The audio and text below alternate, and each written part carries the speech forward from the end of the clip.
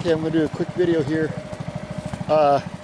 This is concerning the 600, Bolens Husky 600, and I have seen a lot of people say they've got a 600 and they're not really sure about that because there are some unique things about them. I'm doing a bunch of cleanup today and going through tractors, and I didn't quite get this one started yet. I gotta go get a belt anyway, but I do want to show some details on the 600. I did have a video about this a long time ago. I won't do too much this time, but my point is I want to show some of the things about the 600, and I think that I've got an upgrade on mine in the steering column. But regardless, this is definitely a 600 Gold edition, and it may have some other parts on it.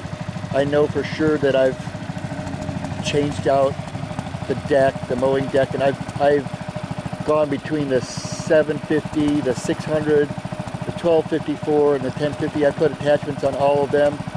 I used to just plow with the 1254, and I discovered that you could do it with the other ones, but I don't like driving on one belt because they get chewed up pretty quickly on the snow blade. So I'm going to show some details here. While I'm here on the 600, I'll get right back to this. I'm going to show the 1254. 1254 is the ugliest one I've got, but man, this engine runs so nicely. I'm going to show it anyway. So this is 1254. It's got the lockout on the rear end right there,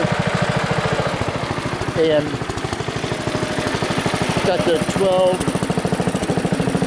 horsepower engine that runs great. A12V runs really good. That is a great running engine.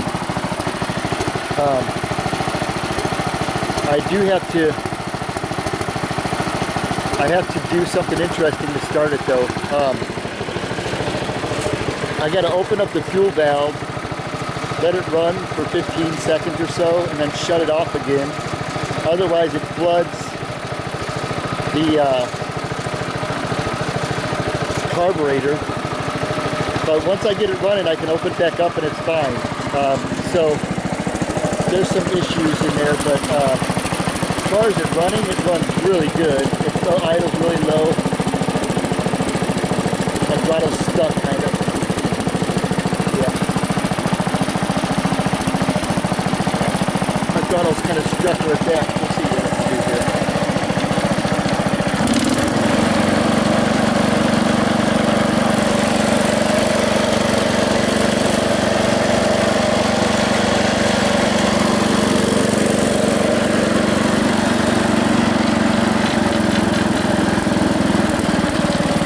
That's not full power, but I got a really interesting system. This is the system that's funny on here. This is the one that I modified down here.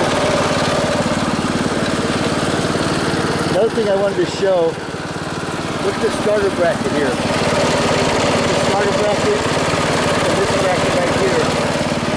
Let's go look at the 600. The 600 bracket is up high. Up in here, pivots off the top, where it normally pivots off the bottom.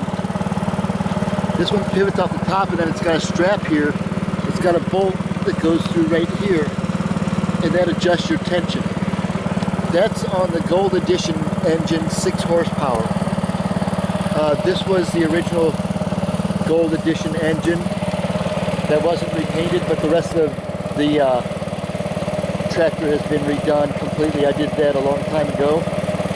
I don't know how many years it's been, but one thing I'll show here, I'm just digging all these things out today. This is the linkage and the clutch release. It's just a pulley for the 600, where 1254 and others have the clutch disc down below. I believe this is a 750. I mean, I'm not sure. I mean, I've got my numbers here I can find out, but I believe this is a 750 steering column. I could be wrong about that. Those two things I'm not sure about. I thought that the 600 might be different, but I could be wrong about that. Let's see. So I've got a shut-off valve here that I have to open and close. Oh, okay. So I gotta open and close that. I put this little contraption on here to start it easier. I get about twice the rotations out of this smaller piece here than I do the big one. So I put this on there, just make it easier starting. So the PTO is pretty much normal. I've got that hooked up to a blade down there on the U-joint, a really short shaft. So the pedals, the deck up and down, that all works fine. Everything works on here except where you look at the dash. This is my shut-off button here and my start button over here. I don't have the normal dash like other people do. And just close this up and show you what it looks like. I don't have any real dash instruments. So everything here is the same. Here's the numbers. It says 18002 type number, serial number 2753. So this is what I talk about with people online a lot. This here is a trailer hitch on the 600. This is unique to the 600. So this piece is cast into the rear end. It's part of the rear end. Now what I've seen in the past, because I've been through a bunch of these, is sometimes these do break off even though they're really substantial. They do break off and then somebody has to grind that and then they'll tap it and they'll put a 750 style hitch on it, and I'll show that. But this is one of the things that's unique about the 600, that a lot of people say they have a 600 but they don't have this rear end on there. So that's the biggest point that I wanted to make, is this trailer hitch right here is an important giveaway. I see a lot of people say they have a 600 but they don't have this. So the rear end is not a 600 rear end. So I'll go show the normal one. This would be the 750 and above, where they have a plate here. So that's the biggest giveaway for me, is that rear trailer hitch. So yeah, I just want to do a quick video on that, show the difference. I've got I'm not sure if it's a 600 or the 750 mowing deck on one of them. I've got them kind of switched out. I'm not sure which is which. But I got got one on the 750 and I got one on the 600 also. Yeah, that's all I really wanted to show today. This is just protecting the linkage bar. It's nothing really. I need to shut off the fuel here. It's just leaking out of the carburetor. Okay, so that's that. And then one thing I'm not really sure about yet. I'm doing a bunch of cleanup here, by the way. Got crap everywhere. I'm not really sure about this one. I think it's an 800. It's got no lockouts on the rear end. I'll have to go look at the motor to see what the motor says, but I got the motor out of this one.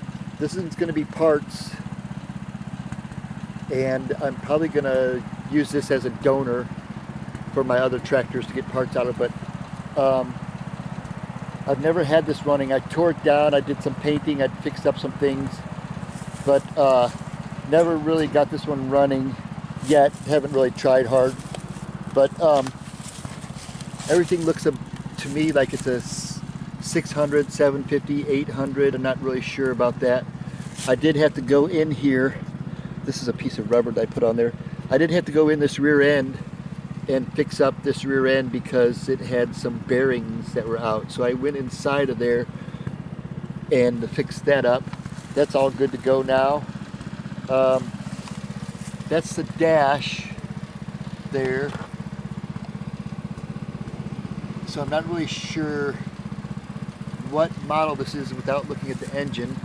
I try to look at the numbers on the side, but I don't really have anything that I can distinguish.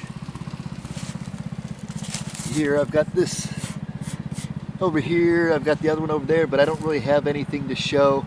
Don't have a tag here. I don't have anything to show the model number. What I'm seeing though, I'm sorry, I might be completely wrong about this. So this one has the clutch pack on it, which means that it would be an 800 or above, I believe. I know it doesn't have it on the 750, so it'd have to be an 800 or more, I think, because of this clutch pack on the front. So not sure about this one. I've got the engine stowed away. Yeah, so this is mostly gonna be just parts, but that's what's going on inside of there. Yep, this is just a parts one, and I've never had this running. I got it for the parts and just swapping out things. It's going to be torn down soon, and it'll be part of my other tractors. So that's about it. Just really wanted to show this rear end on the 600. And these tires, these are some, I would call them kind of unique. They're really old. They're Super Terra grip. They're probably from the 60s or 70s. They're 23 by 8.5 by 12. So this is the 8.5. I believe these are 10.5 here.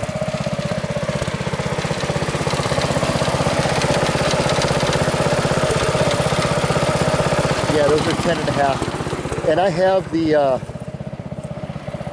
the wheel spacers, or they're basically like a spool almost. It goes on there where you can, it's specifically for these, and it allows you to do dualies. But I can't say I've ever needed dualies for anything with those 8.5, so those 10.5s. They grip everything. And I had a bunch of weight on there also. One tractor that I retired, that I just pulled out, I need to basically get this one back down to what it used to be. So this one was a John Deere 100 that I have a bunch of videos on. 10 years ago, I built this one up.